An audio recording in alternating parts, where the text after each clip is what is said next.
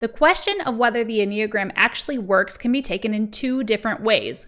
One, does it help you? And two, is it truthful? Whether the Enneagram helps you is subjective, and the answer does not necessarily give us good information because people can have all sorts of distorted ideas on what is helpful to them. For example, an alcoholic might say that alcohol helps them. In the case of the Enneagram, someone might say that they are experiencing personal growth, but again, that's subjective, and who knows if they have some major blind spots that they are left unaware of. So for this video, let's stay in the realm of the objective as best as we can, and let's ask, is the Enneagram actually leading you to truth?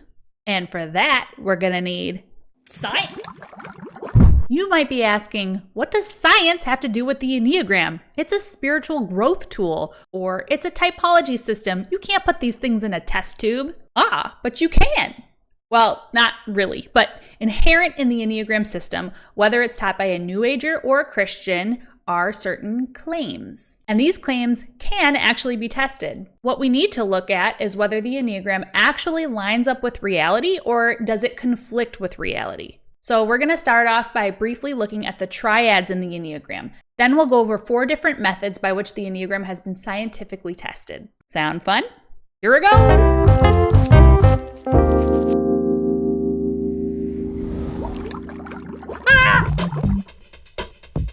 The Enneagram is broken up into triads: the gut, the head, and the heart. These are often referred to as intelligence centers. So you've got the gut types, the head types, and the heart types. It is explained that the gut types typically make decisions instinctively, the head types through thinking, logic, and analysis, and the heart types base their decisions on their feelings and emotions. The goal is to figure out which type you are, and the Enneagram is supposed to help balance you out and use each of these centers.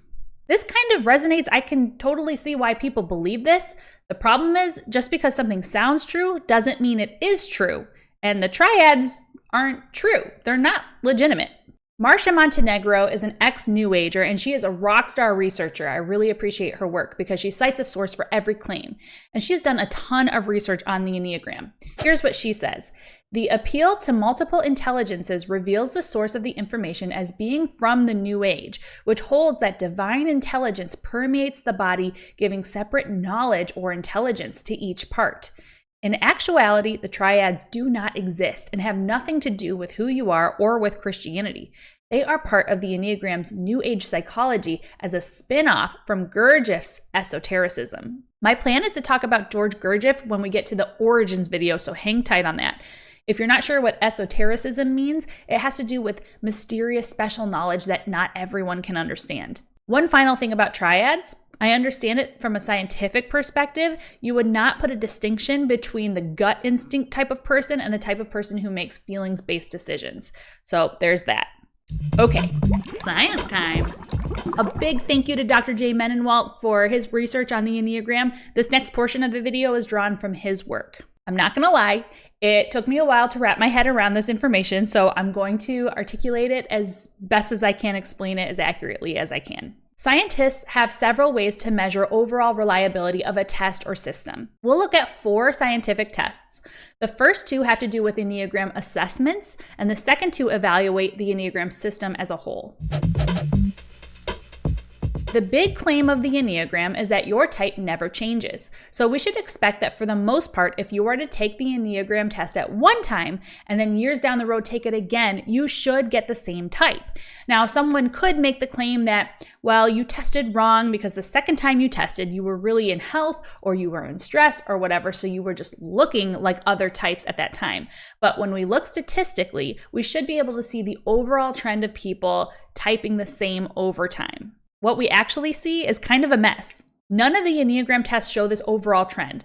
Some of them might show consistency, but only with particular types. So let me give you a hypothetical example with random numbers to illustrate this. Let's say the Enneagram test you are taking has been evaluated for its test-retest reliability. The result was that this particular test hypothetically shows type 4s as consistently retesting as 4s when retaking the exact same assessment.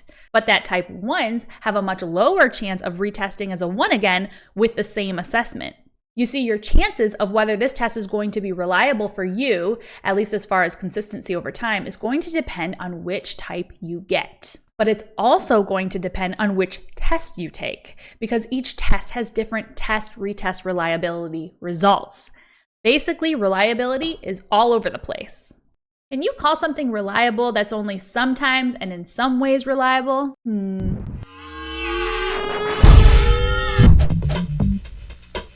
This test measures whether the questions meant for each type actually correlate with one another. So if you have a group of questions that are meant to determine whether you are a type 4, those questions should, for the most part, group together. Type 4s should consistently answer that group of questions fairly similarly.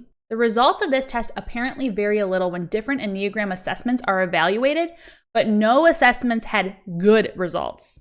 Just like with the test-retest reliability, sometimes you have some of the types that get decent results, some of the types get right at the acceptable level, and some score really low, meaning the questions used for those types don't correlate with each other at all, and they do a very bad job of making any determinations of a person's personality. What does this mean? Some of the Enneagram types don't categorize people properly at all.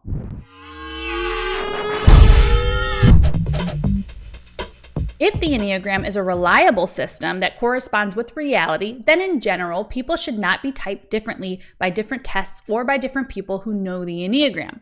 If you're a 7, then statistically, the test you take should agree with your Enneagram coach. Again, the Enneagram's IRR is poor. People more often than not get typed differently depending on the test they take or the person they talk to. This shows how subjective the system is. If it were based on an objective truth about how humans operate, then multiple methods of finding your type should agree on the results, but that's not what we find.